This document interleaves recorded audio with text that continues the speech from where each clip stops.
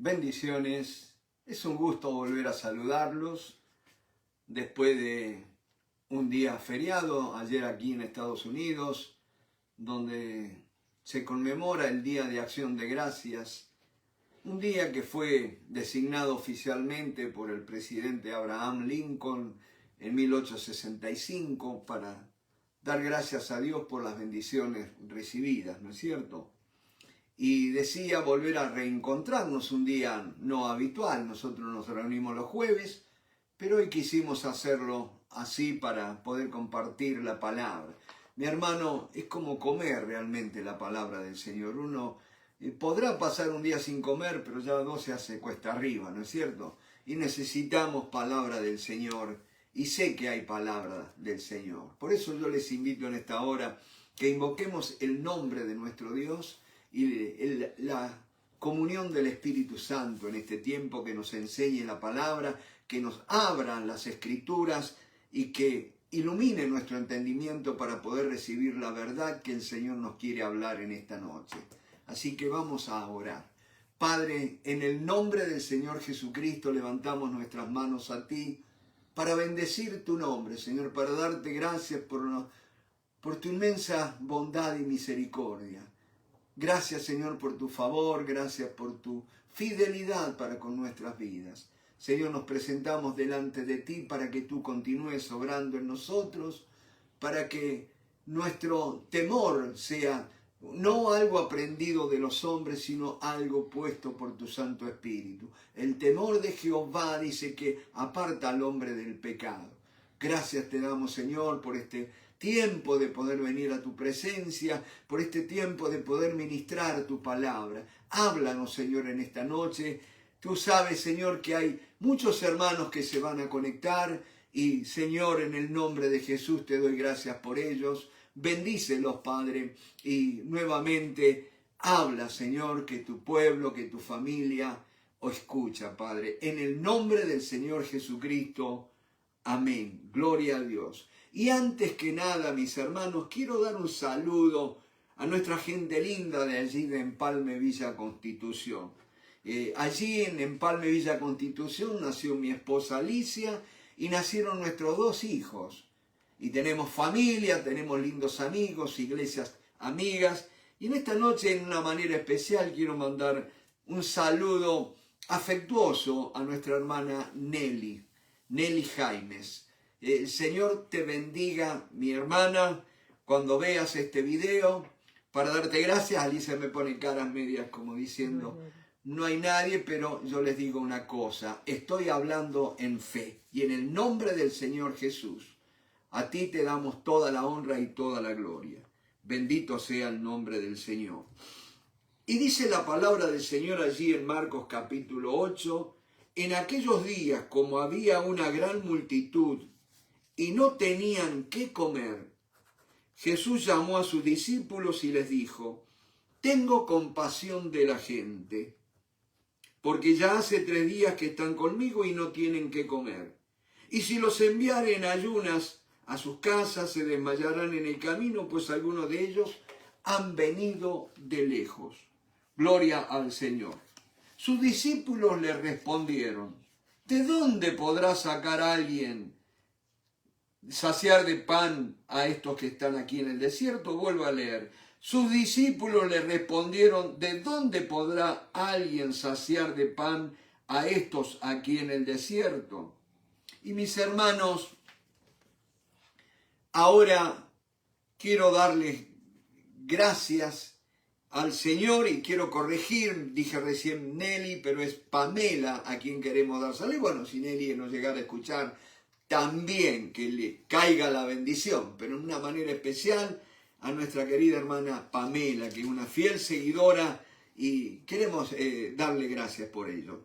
Gloria al nombre del Señor. Ahora noten una cosa, estamos entrando en un milagro, en uno de los milagros que ha hecho el Señor Jesús. Si ustedes han estado siguiendo o han leído la Biblia, ustedes van a ver que Marcos relata dos milagros de multiplicación de los panes y de los peces. El primero ocurre allí en el capítulo 6, donde habla que estaban en la zona de Galilea, eran judíos aquellos beneficiarios, vamos a decir, de este milagro, eran unos 5.000 hombres, eran la mayoría judíos, y Jesús, hay algo tremendo, vamos a leer un poquito para que ustedes vean. Y en el verso 6, en el capítulo 6, en el verso 35, dice la palabra: cuando ya era muy avanzada la hora, sus discípulos se acercaron a él diciendo: el lugar es desierto y la hora ya muy avanzada. Despídelos para que vayan a los campos y aldeas de alrededor y compren pan, pues no tienen qué comer. Acuérdense una cosa, mi hermano, somos humanos, personas de carne y hueso, ¿no es cierto? Y tenemos que ver un poquito quiénes eran los discípulos, cuál era el origen de los discípulos. Y eran la mayoría, eran judíos. Ahora noten, están entre judíos allí en la región de Galilea y estaba el Señor enseñando, pero dice que la hora había avanzado mucho y entonces los discípulos se preocuparon por la multitud y le dicen: la hora ya muy avanzada, dice, despide, el lugar es desierto y la hora ya muy avanzada, despídelos para que vayan a los campos y aldeas de alrededor y compren pan, pues no tienen qué comer. Había preocupación de los discípulos por la multitud. Eran judíos la mayoría, pero noten que en el otro pasaje que estamos leyendo, allí en Marcos 8, cambia el lugar del escenario. Ahora el escenario está en la zona, en la región de Decápolis, y allí en Decápolis la mayoría son gentiles. Ahora, los discípulos siguen siendo los mismos 12 judíos. Ahora noten qué tremendo. Usted quizás no haya reparado en este detalle. Dice: en aquellos días, como había una gran multitud y no tenían qué comer, Jesús llamó a sus discípulos y les dijo: tengo compasión de la gente. Acá no eran los discípulos que estaban preocupados por la multitud porque no habían comido. Dice, porque hace ya 3 días. En el otro, noten esto, mi hermano, van a ver cómo somos nosotros los seres humanos. En la otra eran todos judíos, los discípulos judíos, y se preocuparon los discípulos porque dicen: mira, la hora ya avanzó mucho, la gente está hambrienta, despídelos para que vayan a comprar comida. Ahora acá pasaron 3 días, no tienen nada que comer, pero claro, la multitud es gentil y los discípulos, como decimos en mi tierra, naranja, no dijeron nada. Jesús les dice, fíjense, llamando a los discípulos. ¿Dónde estarían los discípulos? Antes estaban ahí pendientes, estaban cerca para avisarle a Jesús de cómo iba la multitud. Ahora acá los discípulos, Jesús los tiene que llamar, dice, llamó a sus discípulos y les dijo: tengo compasión de la gente porque ya hace 3 días que están conmigo y no tienen qué comer. En el pasaje anterior los discípulos mandan a Jesús, decir, despide a la multitud y manda a los que vayan a comprar comida. ¿Y se acuerdan qué es lo que le dijo el Señor? Los mandó a que recostaran. ¿Qué tenéis? ¿No es cierto? Ahora, en este pasaje notan, dice: tengo compasión de la gente porque ya hace 3 días que están conmigo y no tienen qué comer. Y si los enviare en ayunas a sus casas, se desmayarán en el camino, pues algunos de ellos han venido de lejos. Acá hay una palabra del Señor, mi hermano. Los hombres, los directivos, los dirigentes, los líderes, pueden que no reparen en las necesidades de la gente, pueden que no se den cuenta, o pueden por una cuestión de etnia, de simpatía, vamos a decir, porque claro, eran gente de ellos, los judíos, Pero acá son gentiles y los discípulos no prestaron atención de las necesidades de la gente. Jesús los tiene que llamar y les tiene que compartir la carga que tenía en su corazón. Tengo compasión de la gente porque ya hace 3 días que están conmigo y no tienen que comer. Y si los enviaren ayuno a sus casas, se desmayarán en el camino, pues algunos de ellos han venido de lejos. Noten, más de 4.000 personas. Y Jesús dice, algunos han venido de lejos. Noten lo que es un buen pastor. Tiene cuidado, conocimiento de su rebaño. Algunos han venido de lejos, dice. Ahora los discípulos, antes que estaban preocupados por sus compatriotas, vamos a decir, ahora le preguntan, dice, sus discípulos le respondieron, ¿de dónde podrá alguien saciar de pan para estos aquí en el desierto?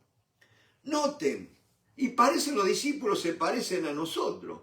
Tenían al lado a Jesús que había multiplicado los panes y los peces no hacía muchos días. Y así nos pasa a nosotros, en nuestro largo andar con el Señor, en nuestro diario vivir, podemos ver milagros extraordinarios, pero después viene el problema y nos olvidamos de todo esto. Y lo más importante, nos olvidamos que Jesús está con nosotros. Primera cosa que tenemos que aprender en esta noche. Hay problemas, hay dificultades, pero Jesús no se ha ido. ¿Me van siguiendo? Jesús está presente y ¿sabes qué? Él está mirando y conoce aún de dónde has venido. Dice, algunos han venido de lejos. Jesús no pierde detalle acerca de tu vida y por eso Él se va a hacer cargo de tus necesidades. Yo te digo así, gloria a Dios, yo te digo así, Jesús se va a hacer cargo de tus necesidades. Oh Señor, ha habido una persona, creo que es una mujer, que no ha estado muy preocupada, ha estado llorando. ¿De dónde voy a poder pagar?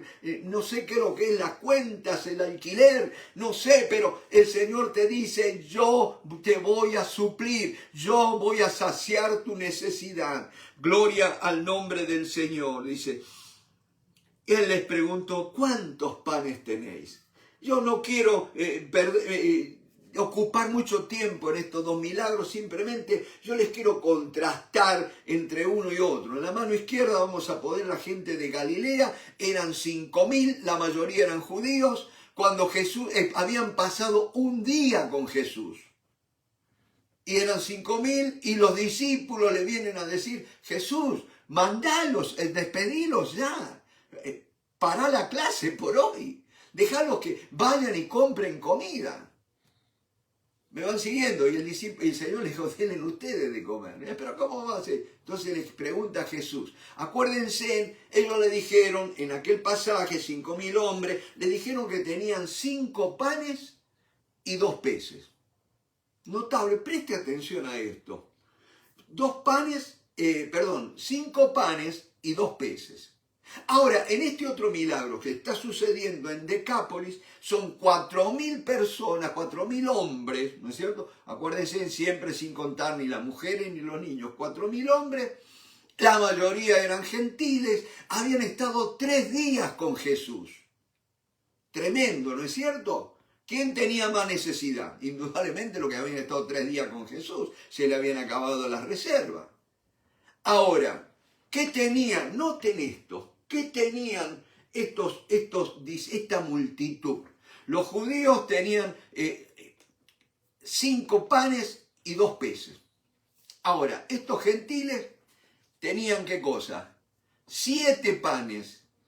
Y ponen ahí, y Marcos pone unos pececitos, no pone la cantidad. Para mí que eran más de 2. ¿Me van siguiendo? O sea, noten, yo comparo una cosa. ¿Quiénes fueron los que más dieron al Señor? No dice que era lo único que tenían, sino lo que le ofrecieron al Señor, tanto los judíos como los gentiles.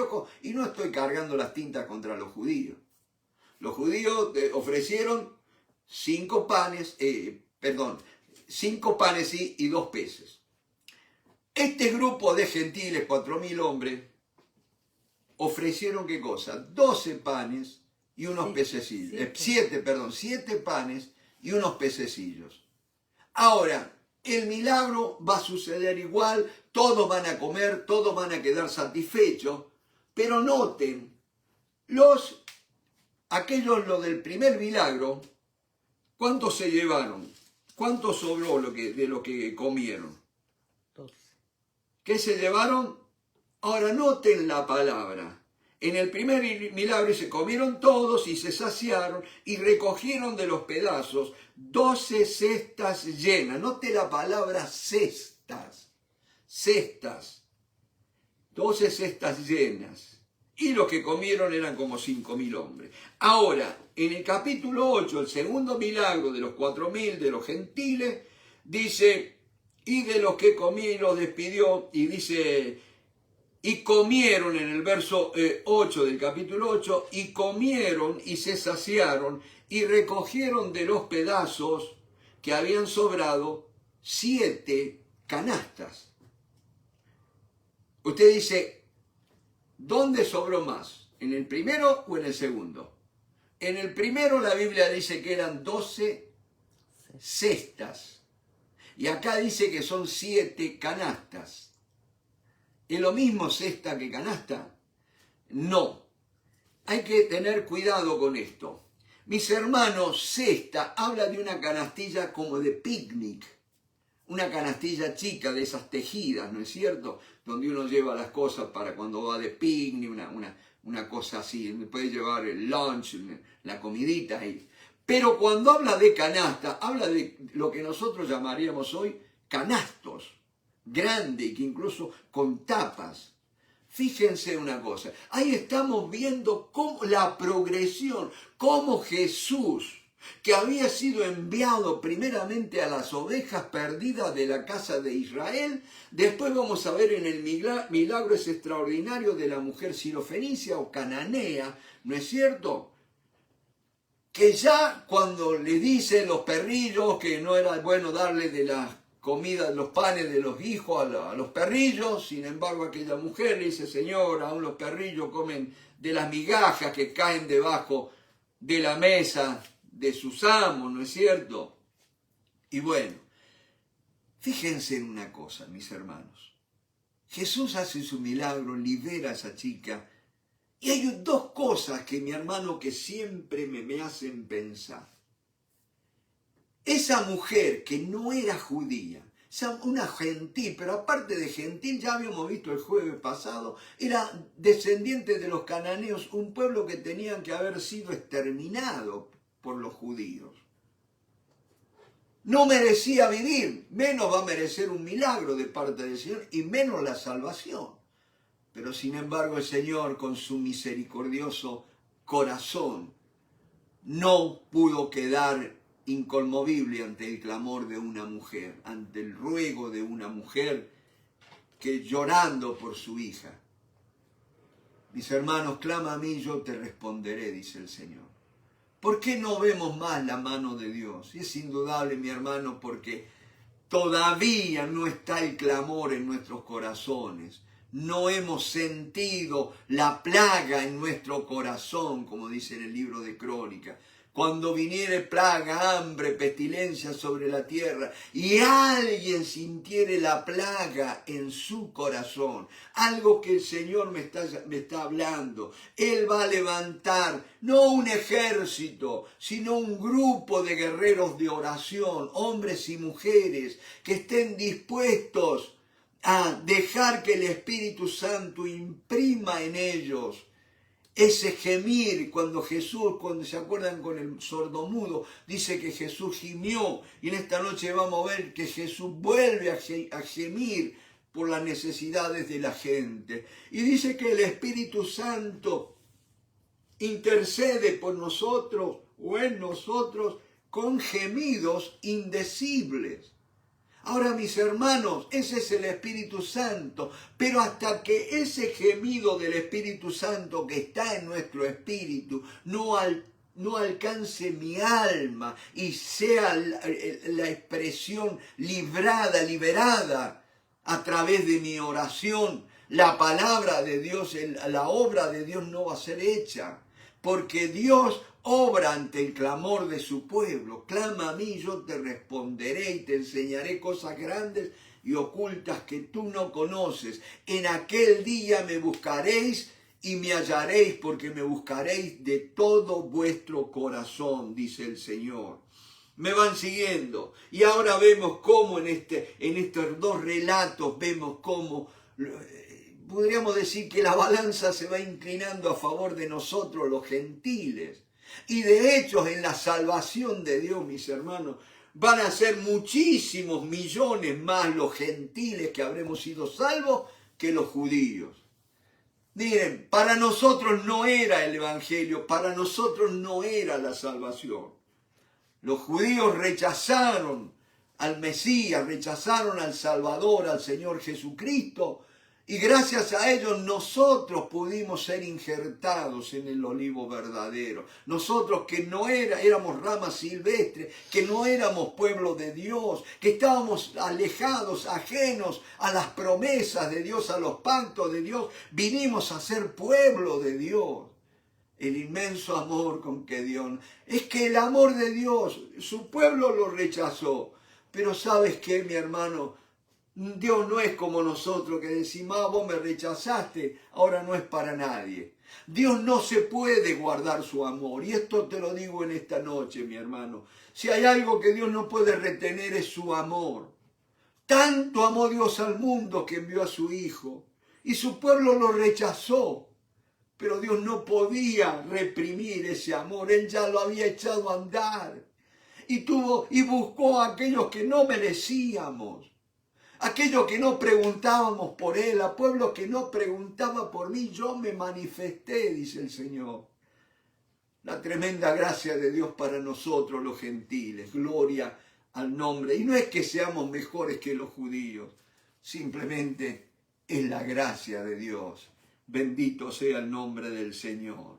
Gloria, gloria a Cristo Jesús. Ahora fíjense una cosa, termina un extraordinario milagro de multiplicación de panes y peces, no muchos días después del primer milagro hecho en la región de los judíos.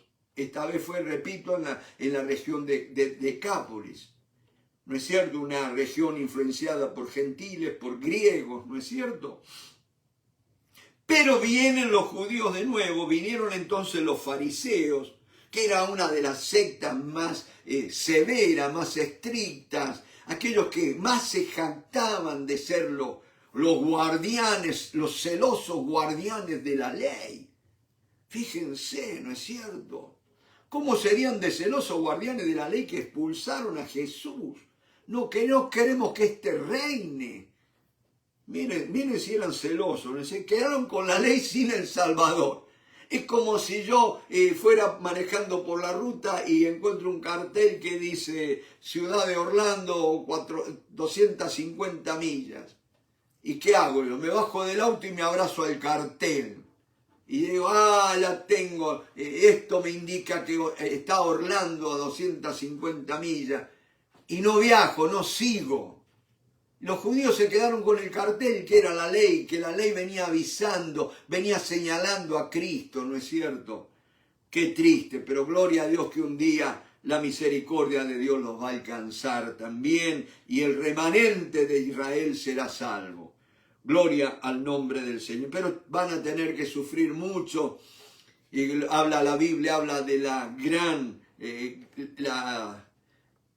gran calamidad, del gran sufrimiento de Jacob, ¿no es cierto?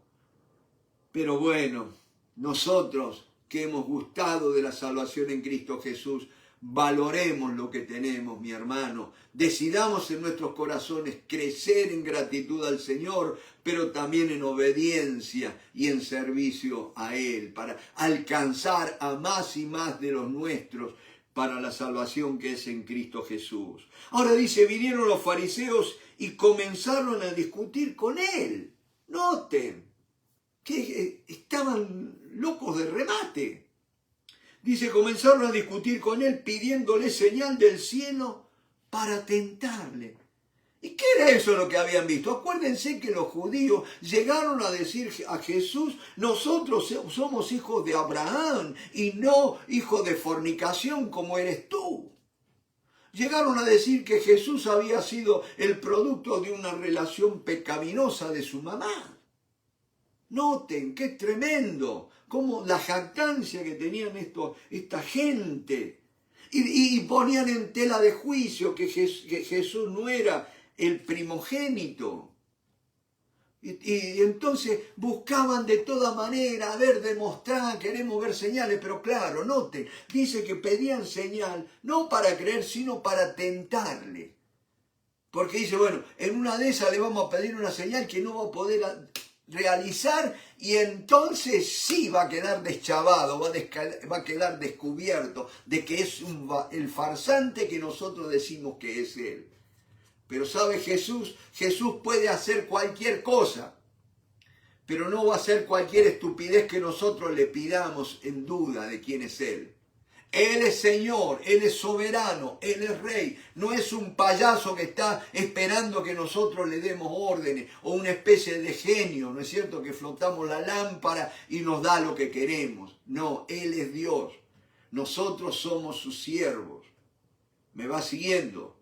Bendito sea el nombre del Señor. Y estos vinieron para discutir, comenzaron a discutir con él, pidiéndole señal del cielo para tentarle. Y acá está lo que yo le decía. Y gimiendo en su espíritu,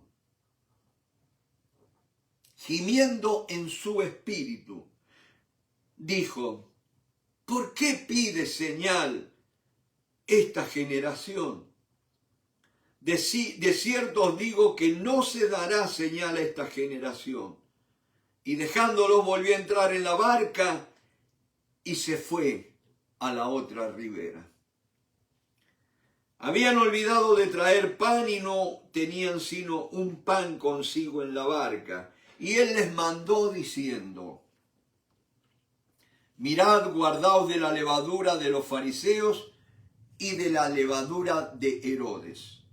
Y discutían entre sí diciendo, es porque no trajimos pan. Y entendiendo Jesús les dijo, ¿qué discutís? ¿Porque no tenéis pan? ¿No entendéis ni comprendéis? ¿Aún tenéis endurecido vuestro corazón? Teniendo ojos, no veis, y teniendo oídos, no oís, y no recordáis. Cuando partí los 5 panes entre 5.000, ¿cuántas cestas llenas de los panes recogisteis? Y ellos dijeron 12. Ahora noten, el número 12 es señal de gobierno. El número 12 representa las 12 tribus de Israel, o sea, toda la nación de Israel fue dividida en 12 tribus y el 12 representa la plenitud de las tribus de Israel, gobierno, ¿no es cierto? Los 12 patriarcas. Pero noten, ahora dice, y cuando los 7 panes entre 4.000, ¿cuántas cestas llenas de los pedazos recogisteis? Y ellos dijeron, 7. Noten que el número 7 se repite. 7 fueron los panes, 7 fueron las canastas que ellos recibieron. Ahora, el número 7 representa la plenitud de Dios.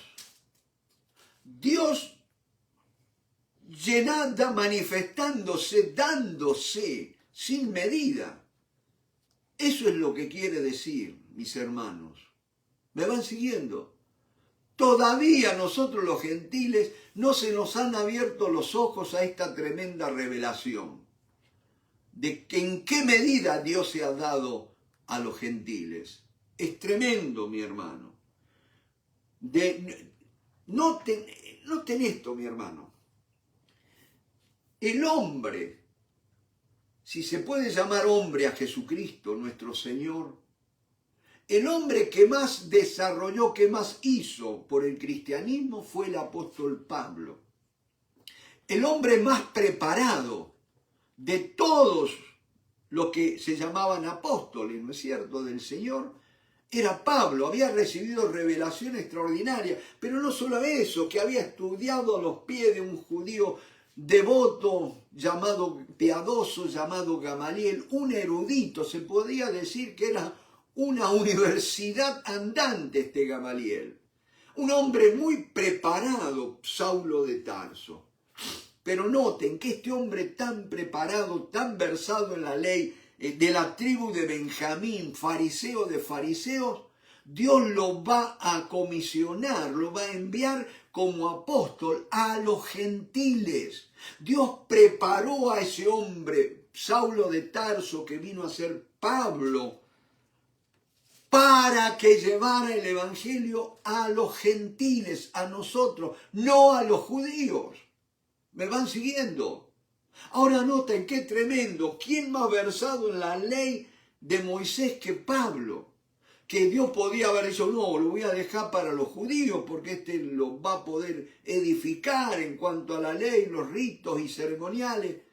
Pero va a tomar al más preparado en la ley mosaica y lo va a enviar a los gentiles. A esos mismos gentiles que no conocían la ley, como la mujer sirofenicia y como el centurión romano, a los cuales el Señor Jesucristo va a elogiar. Nunca he visto tanta fe ni siquiera en el pueblo de Israel, en los que conocen la ley. Y muchas veces, mi hermano, nuestro conocimiento de la Biblia, nuestro conocimiento de las cosas sagradas, se nos vienen a ser un obstáculo en la fe. ¿Me van siguiendo?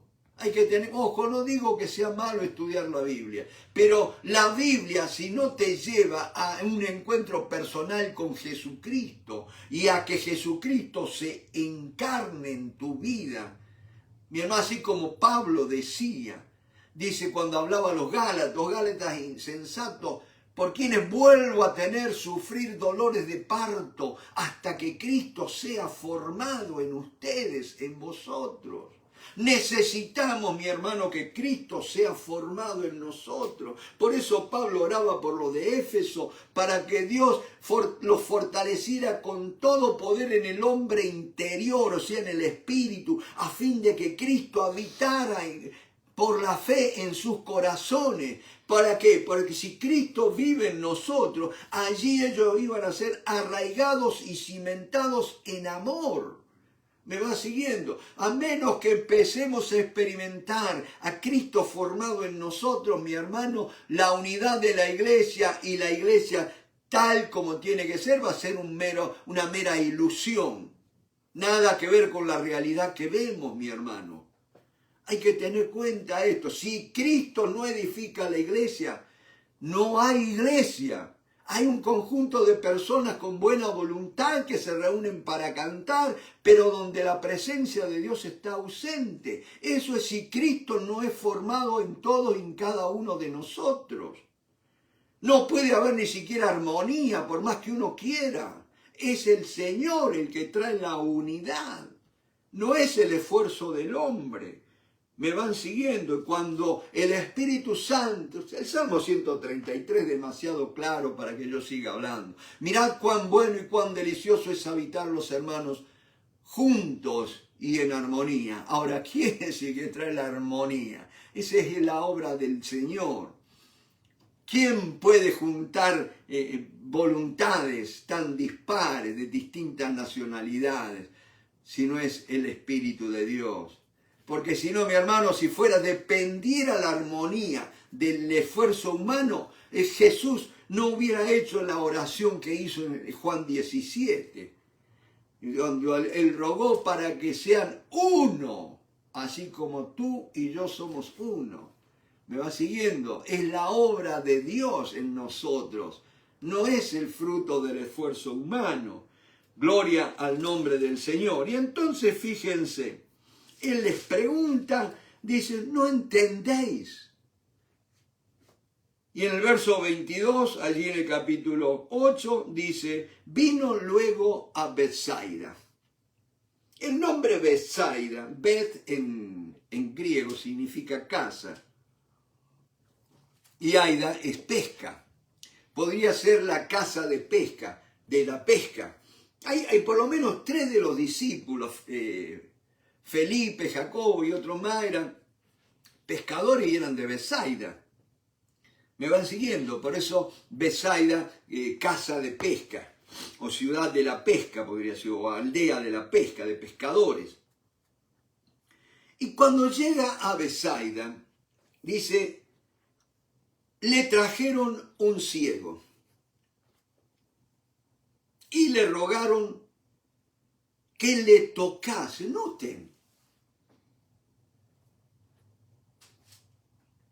Escúcheme, cuando uno ve una persona ciega, ¿usted qué siente cuando ve un ciego? Usted siente compasión.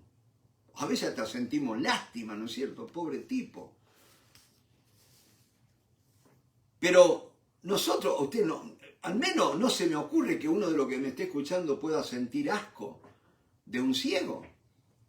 Ni menos que se vaya, como vieron cuando uno por ahí le dice, no, tengo COVID. ¿Se acuerdan cuando tengo COVID? Medio que la gente se te retraía, ¿no es cierto? Se te alejaba. Y acá dice que la gente, noten esto, le traen un ciego y le rogaron que le tocase. Está bien, usted me puede decir, sí, pero era tocase para sanarlo. No, me hubieran dicho, sanalo. No, que lo tocase. Ahora noten, entonces, tomando la mano del ciego, noten, ¿sabe por qué le digo, mi hermano? Porque ahora, para nosotros, si no nos metemos un poquito en el contexto histórico, ¿qué eran los ciegos? ¿Cómo eran considerados los ciegos? El ciego, una persona con ceguera, era considerado un maldito. Y muchas veces lo dejaban ahí a la deriva, sin ninguna ayuda para que se murieran, ¿no es cierto? Por eso los ciegos se paraban al costado del camino pidiendo a los gritos porque nadie lo escuchaba. Y muchos de los judíos de aquel tiempo, cuando veían un ciego escupían en el suelo porque decían, este hombre es maldito. Ellos creían que era maldición que le había caído. ¿Ustedes se acuerdan del ciego de nacimiento que habla allí en Mateo 9? Aquel ciego que le trajeron un ciego que era ciego de nacimiento. Y le preguntan los discípulos a Jesús, ¿quién pecó? ¿Este o sus padres para que naciera ciego? Noten, si hubiera dicho, pecaron sus padres para que pero este pecó para que naciera ciego. Ellos ya creían que era un maldito de nacimiento el ciego. Acuérdense, hay que tener cuidado, mi hermano, mucho no se habla, hablamos mucho de los judíos, del pueblo de Dios, pero hay que interiorizarse un poco en las creencias que ellos tienen. Ellos creen en la reencarnación. No digo que todos, pero buena parte de ellos, mi hermano, tienen una mezcolanza, un arroz con mango en el cerebro algunos. Creen barbaridades, ¿no es cierto? Y le preguntan a Jesús, ¿quién pecó, este o sus padres para que naciera ciego? Imagínense. Y entonces Jesús le dijo, no pecó ni este ni sus padres, sino para que se manifestara la gloria de Dios en él. Qué tremendo Jesús, ¿no es cierto? Ahora pasa lo mismo. Estos van, le llevan el ciego y le ruegan a Jesús que lo toque. Porque ellos tenían miedo que Jesús lo iba a rechazar. Imagínense si había gente que un poco más tocaban a un ciego con la punta de un palo. Entonces le pidieron que lo tocara. Pero Jesús no lo tocó. Lo agarró de la mano, lo tomó de la mano. Tomando la mano del ciego, le sacó fuera de la aldea. Y escupiendo en sus ojos. Présteme atención que acá la cosa se pone linda. ¿Ustedes se acuerdan? Habíamos escuchado lo del tartamudo y sordo y tartamudo, ¿no es cierto? Era muy posible que él tenía dificultades para hablar, al ser sordo no se escuchaba y entonces no podía hablar. Y Jesús había escupido y no dice nunca que lo que algunos suponen de que Jesús escupió en su mano, en sus dedos, y puso esa saliva, ¿en dónde? En la lengua del del mudo, ¿no es cierto? Y la lengua se desató y después pudo hablar. Pero acá viene algo más tremendo. Jesús lo toma y lo lleva aparte y escupe, y tomando la mano del ciego le sacó fuera de la aldea y escupiendo en sus ojos. ¿Cuántos ojos tiene una persona? 2. Yo calculo que escupió 2 veces, para que no quede en duda que lo escupió. Para que no vayamos a interpretar una creencia, lo escupió. Ahora, tenemos que entender algo. En aquel tiempo los judíos, y la gente, vamos a decir, no tanto los judíos, sino la gente, adjudicaban a la saliva de las personas poderes curativos. Y ojo, que no estaban tan equivocados. Yo me acuerdo cuando era chico, está bien, yo no estuve en aquella época, ¿no es cierto? Casi estuve en aquella época. Pero mi padrastro, cuando tenía, sobre todo a veces uno tenía inflamación en los ojos, conjuntivitis, ¿no es cierto? Me crié en una provincia donde muchas veces corre mucho viento con tierra, de tierra suelta, y entonces uno vive con la vista irritada y a veces viene conjuntivitis. Y en la gente de campo no tenía otros medios que para paliar un poco esa irritación, ese ardor de la vista, y te decían, ponete saliva en ayuna en los ojos. A mí me dijo varias veces mi padrastro, poné saliva en el dedo y pasátelo en los ojos. O si no, en el campo había unas florecitas azules que le llamaban Santa Lucía, ¿no es cierto? Que uno tenía que tomar esa florcita y pasársela el agua que salía de esa florcita en los ojos, y le adjudicaban poderes curativos. Y los judíos, la gente de aquel pueblo también. Ahora, está comprobado científicamente que la saliva humana tiene algunas enzimas que protegen de bacterias.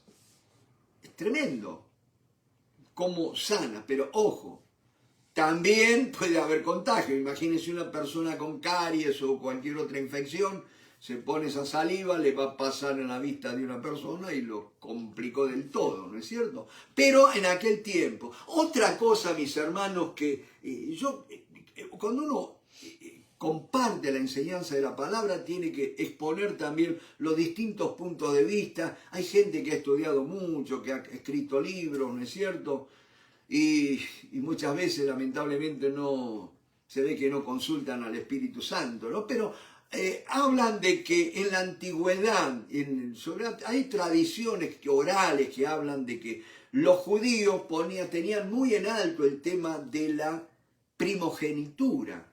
Y entonces ellos creían que una de las señales del verdadero primogénito, antes no tenían la prueba del ADN, ¿vieron? Para ver si era un hijo legítimo o no. Entonces, para saber si un primogénito era legítimo, tenía que en su saliva tener poderes curativos.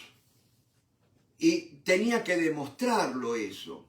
Entonces, acuérdense que de Jesús ellos dudaban que fuera hijo de Dios, no creían, y menos primogénito, porque hablaban de que era un hijo de fornicación y qué sé yo cuántas cosas. No venía de un matrimonio bien formado, bien establecido. Entonces ellos decían que era un bastardo, que era un hijo de fornicación, entonces que no iba a tener, digamos, la garantía de primogenitura. Y por eso ellos creían que el primogénito tenía que demostrar esa primogenitura a través del poder curativo de su saliva. Note, yo no comparto esto, pero por supuesto se lo tengo que comentar. Ahora noten una cosa, Jesús toma de su saliva y no le unta el ojo, sino que escupe en los ojos de él. O sea que el judío, el hombre ciego, no veía, pero sí no dice que era sordo. Y puede él haber escuchado esta tradición de la saliva en los ojos. Ahora, ¿cómo iba a saber un ciego que le estaba poniendo saliva? ¿Y qué más gráfico que una escupida? ¿Me van siguiendo? O sea, fíjense cómo Jesús enseña, ¿no es cierto?, de que el Dios de los cielos, el Hijo de Dios, venido en carne, Él va a demostrar que Él tiene poder aún sobre las creencias humanas. Eso es lo que está demostrando ahí al escupir en los ojos de este hombre, ¿no es cierto? Le está diciendo, mi poder no depende de esto. Porque noten una cosa, Él le escupe en los ojos. Si no, no tenía sentido esto, porque dice, tomando la mano del ciego le sacó fuera de la aldea y escupiendo en sus ojos, le puso las manos encima.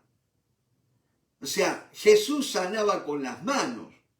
¿Me va siguiendo? Le puso las manos encima y le preguntó si veía algo. Acuérdese que la gente le pidió que le tocara. Ahora Jesús no solo lo toca, le toma de la mano, lo saca afuera a un lugar apartado, escupe en sus ojos, pero después le pone la mano encima. Yo calculo que encima habla de la cabeza o de un hombro, ¿no es cierto?, la parte superior de la persona. Le pone las manos encima, dice. Ahora le preguntó si veía algo. Él mirando dijo, veo los hombres como árboles, pero los veo que andan. O sea, él podía ver, pero no tenía ¿qué cosa? Agudeza visual, veía todo desparramado, como muchas veces vieron la gente que tiene problemas en la vista, que a veces tiene que hacer presión sobre los ojos para poder enfocar. Entonces dice, veo a los hombres, pero los veo como árboles que andan. Entonces, él ya sabía algo, de que eran árboles que se movían. Ahora noten, o sea, no eran árboles, los veía como árboles indefinidos, una cosa que no se parece a una persona a un árbol, o es un bulto, vale decir. Pero dice, veo y se mueven. Luego le puso otra vez las manos, note, sobre los ojos. Ya no le pone la mano encima, ya le pone las manos sobre los ojos. ¿Qué había hecho él en los ojos del ciego? Había escupido.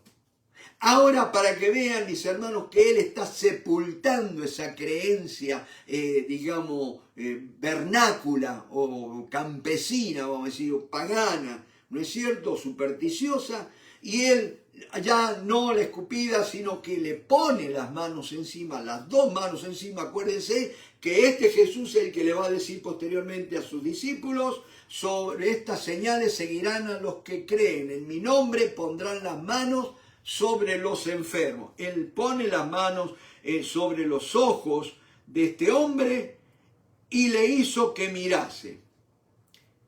Y fue restablecido y vio de lejos y claramente a todos. Un milagro que se puede decir por etapas o un milagro progresivo. Es que Jesús depende del tiempo para poder hacer algo. No. Nosotros necesitamos de este desarrollo para poder entender cómo obra Dios. ¿Me van siguiendo? Acuérdense en que la Biblia fue escrita para que nosotros conozcamos a Dios y podamos entender las cosas de Dios para la salvación. Ahora, ¿qué es la salvación? Salvación es que yo, siendo un pecador, le entrego mi vida a Jesucristo, le confieso como mi Señor, y Él pone de su vida en mí y hace de este pecador, ahora, ¿quién? Un pequeño Cristo. Eso es el ser salvo. Es ser transformado a la imagen de Cristo. Mi hermano, si en tu vida no está habiendo rasgos de Cristo en vos, necesitamos trabajar mucho. Entonces, Cristo tiene que estar manifestándose en nuestras vidas.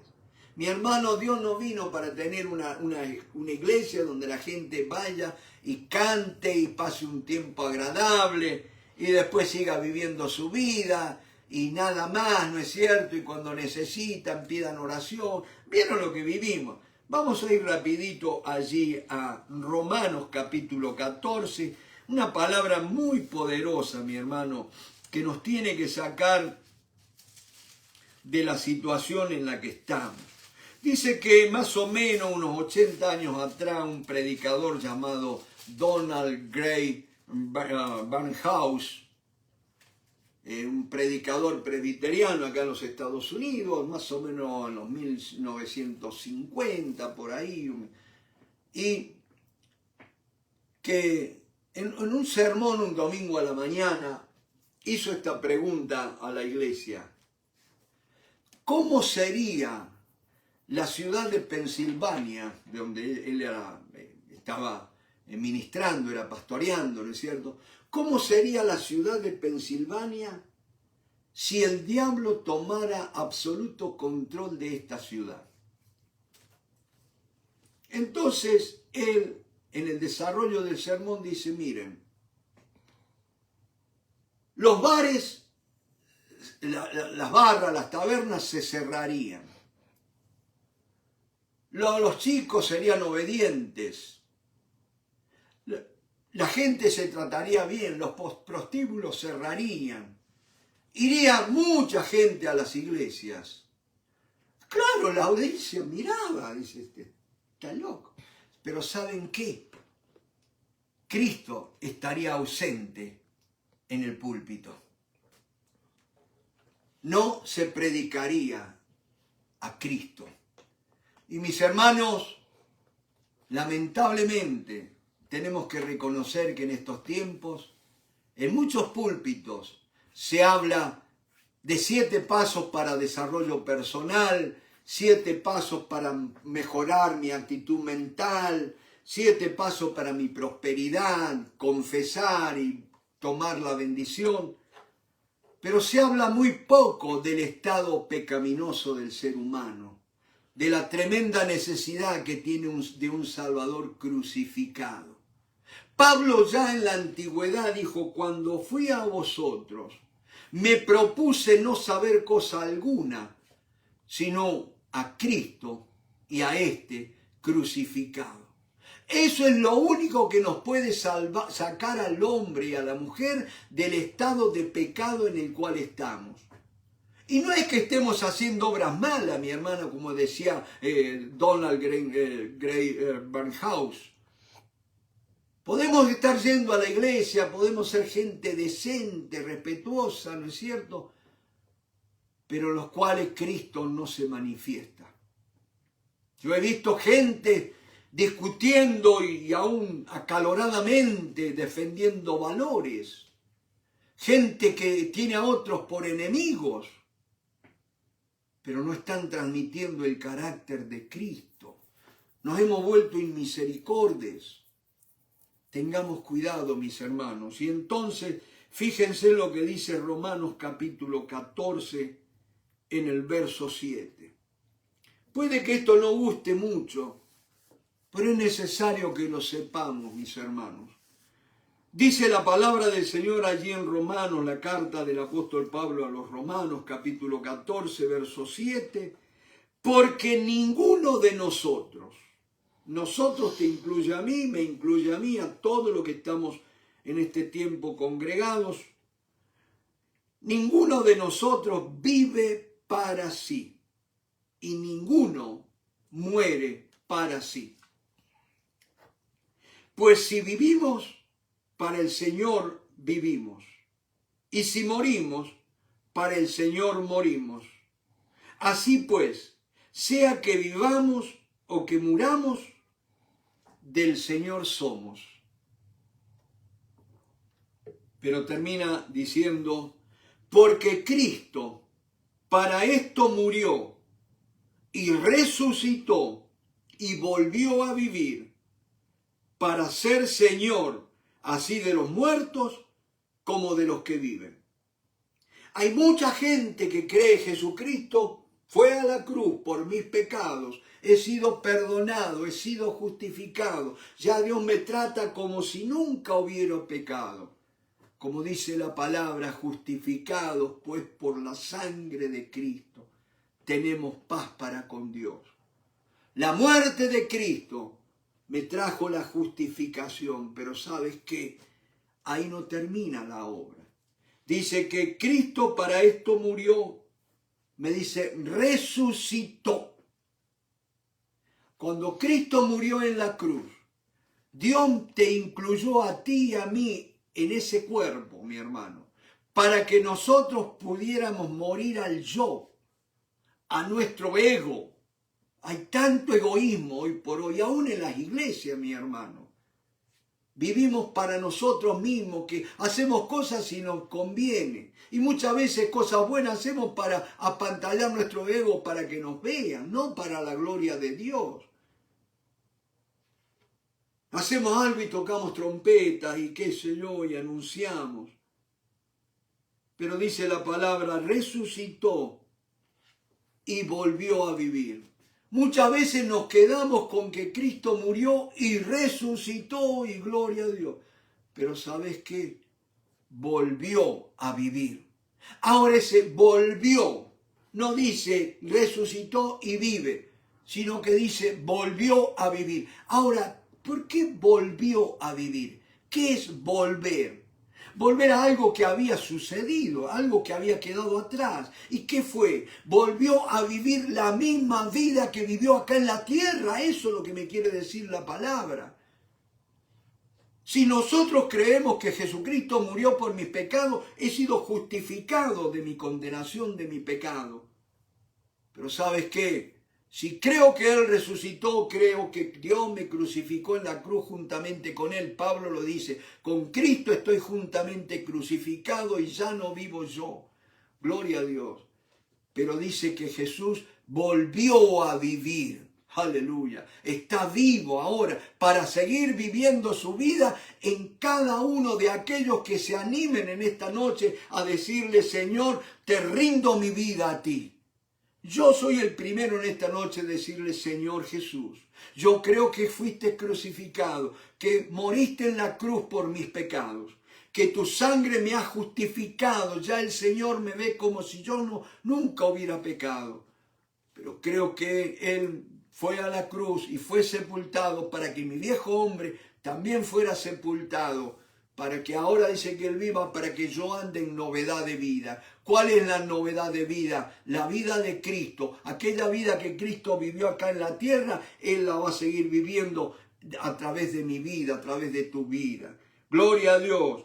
Acuérdate, porque Cristo para esto murió y resucitó y volvió a vivir para ser Señor, así de los muertos como de los que viven.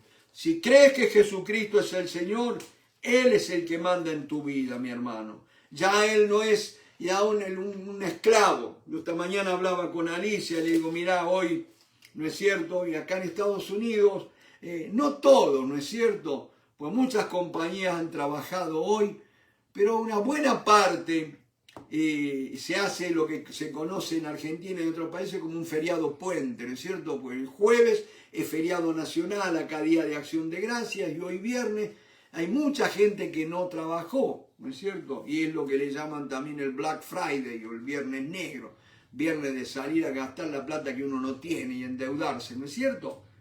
Pero bueno, ¿pero qué pasa? Mucha gente dice, hoy es feriado, lo puede empezar allá.